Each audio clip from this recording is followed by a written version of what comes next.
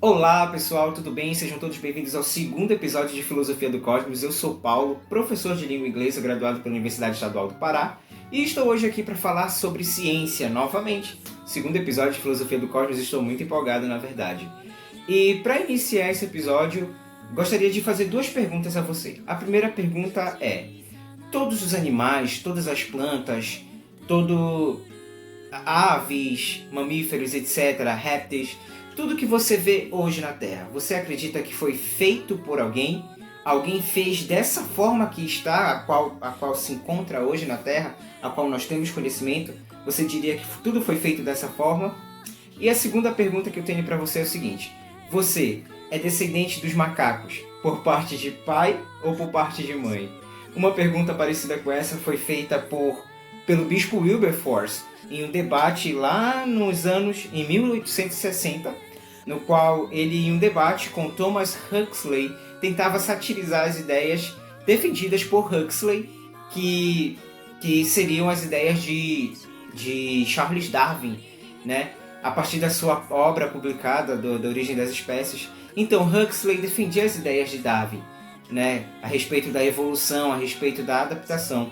Enquanto Wilberforce, o bispo, tentava satirizar tentava satirizar, dizer que não era assim e etc. E o que aconteceu? Nesse debate que eles tentavam fazer lá em Oxford, quando Wilberforce perguntou para Huxley, né, de qual parte da família dele ele descendia dos macacos, Huxley respondeu, murmurou na verdade assim: obrigado, meu Deus, por ter colocado esse cara na minha vida. E aí foi isso que aconteceu. Ele murmurou e respondeu a pergunta, e a resposta foi o seguinte: Huxley afirmou que preferia ser descendente parente de macacos, de primatas, do que de pessoas como Wilberforce, que tentavam retardar um grandioso debate, né, ridicularizando ideias científicas. Então, foi isso que aconteceu e foi um debate muito grande. Na verdade, todo esse furor a respeito disso, a respeito da evolução, a respeito do criacionismo e o evolucionismo, surgiu ali naquela época, logo após a publicação da Origem das Espécies de Charles Darwin. E olha que engraçado, se você for parar para pensar. Charles Darwin não tinha essa ideia em mente, não tinha esse título para o seu livro, Origem das Espécies. Na verdade, isso já tinha sido sugerido pelo seu avô, que fazia pesquisas a respeito e que já tinha percebido que algo parecido acontecia com a humanidade. Então, Charles Darwin foi um pesquisador, né, naturalista. Na sua juventude, Charles Darwin demonstrava não ter tanta aptidão pelos estudos, o que fez o seu pai e a sua mãe, que eram extremamente ricos, pensarem que ele seria um esbanjador de sua riqueza, etc. Mas na oportunidade que Charles Darwin teve, ele embarcou a bordo do HMS Beagle, que foi o navio que levou para grandes aventuras no mundo, né? Charles Darwin rodou o mundo aí, conheceu Oceania, África, América do Sul, sendo esse o último, é claro, o que foi decisivo para o trabalho dele, né? América do Sul. Que foi aqui na América do Sul que ele se deparou com as Ilhas Galápagos. E nessas Ilhas Galápagos ele viu algumas espécies de animais que eram muito peculiares. Exemplo, ele viu tartarugas gigantes, viu iguanas aquáticas e viu uma espécie de passarinho que muito foi importante para o trabalho dele, que eram os tentilhões. Né? Os tentilhões haviam de várias espécies, de diferentes bicos, de diferentes cores, diferentes plumagens, que se espalhavam por diferentes lugares das ilhas do arquipélago de Galápagos. Né? E aí ele pôde observar, pôde ver essas peculiaridades que, segundo ele, esses animais haviam adquirido essas peculiaridades devido a diferenças geográficas ou climáticas, fatores climáticos e geográficos, né, que seriam determinantes a essas características que agora esses animais teriam adquirido. Né? Em algum momento, espécies foram mais afastadas pelo vento e tiveram que se adaptar ao local onde estavam vivendo agora, pela alimentação e etc. E é muito importante a gente entender essa ideia de sobrevivência, porque ela é determinante também, né, no quesito evolucionismo, no quesito evolução, no quesito adaptação. Né? Muito importante essas ideias, e o que é mais interessante a respeito disso tudo é que, assim, nos estudos de Charles Darwin a gente consegue perceber que não houve o chamado design inteligente, né? O que é o design inteligente? O design inteligente foi uma hipótese criada por alguns estudiosos que tentam explicar um ser superior que, por motivos diversos, teria criado toda a vida como ela é hoje. Teria calculado, teria adaptado, teria feito tudo como é desde o seu princípio. Ou seja, no momento que ele fez, até hoje estaria do mesmo jeitinho. E esse era o design inteligente. Então, com a teoria da evolução, Charles Darwin consegue explicar para a gente que a evolução ela é irracional. Ela é irracional. Que não foi criada. Não foi criada por alguém ou por algum ser. Na verdade, a evolução ela é irracional. Ela acontece com o passar do tempo, por fatores geográficos, climáticos, por adaptação e etc. Né?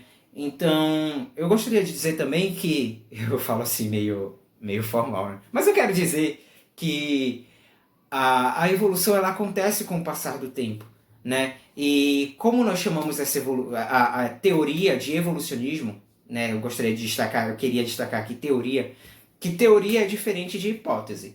Hipótese ela não tem, posso dizer uma linguagem mais popular, ela não tem prova substancial, ela não tem provas de algo que possa sustentá-la, digo da hipótese.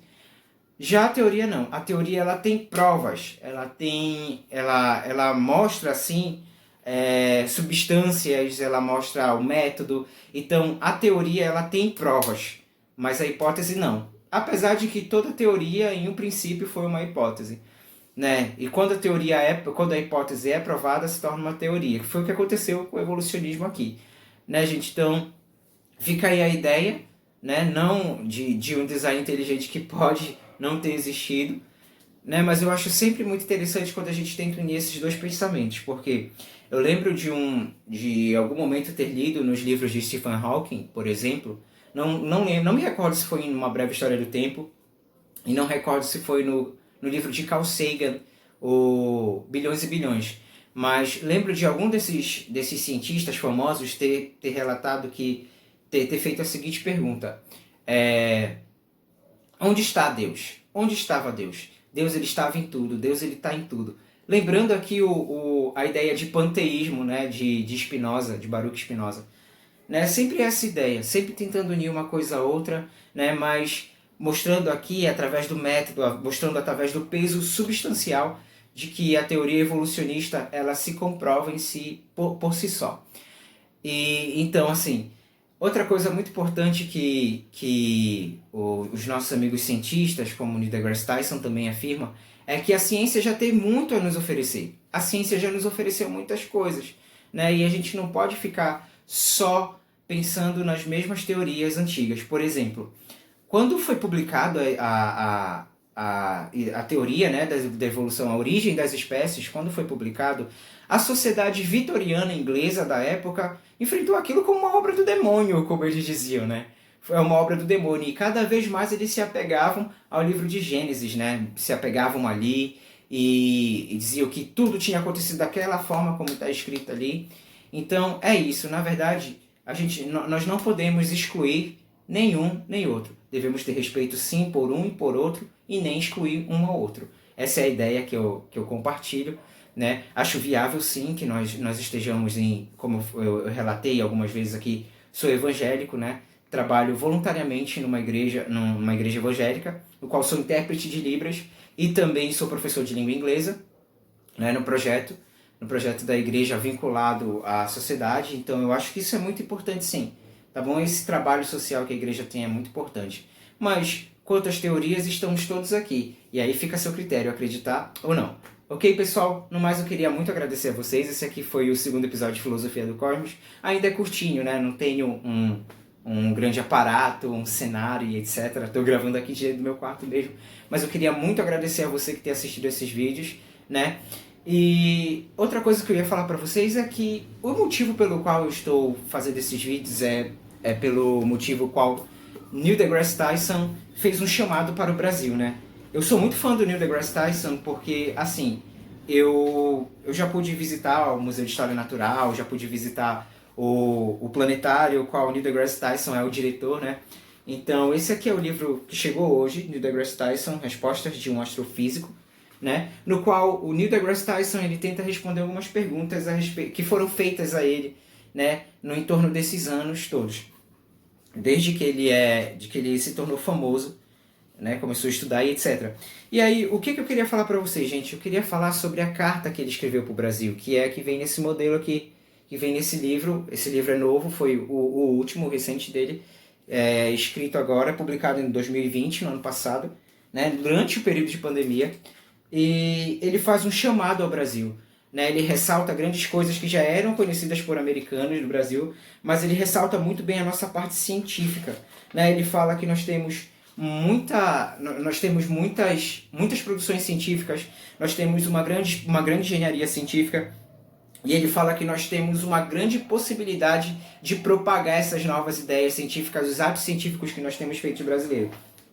E aqui no final ele escreve assim: se você abraçar e apoiar suas indústrias STEM, STEM é a sigla, né, STEM, que em inglês seria Science, Technology, Engineer of Mathematics, né? Então, se você abraçar e apoiar suas indústrias STEM e o setor de tecnologia inteiro, então os sonhos dos alunos em toda a cadeia educacional não terá limite, conforme eles forem introduzidos num mundo em que foguetes são o que alimentam as ambições das pessoas que saem pela porta da caverna, né?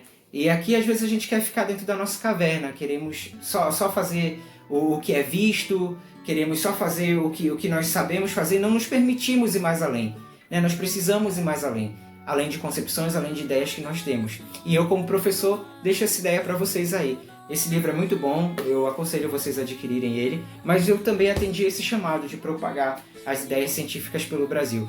Começando pelo mínimo, até o dia, né, que a gente vai chegar aí a propagar ideias novas e muito interessantes para vocês. No mais, eu queria agradecer a todos, tenham todos uma boa tarde. Tchau, tchau!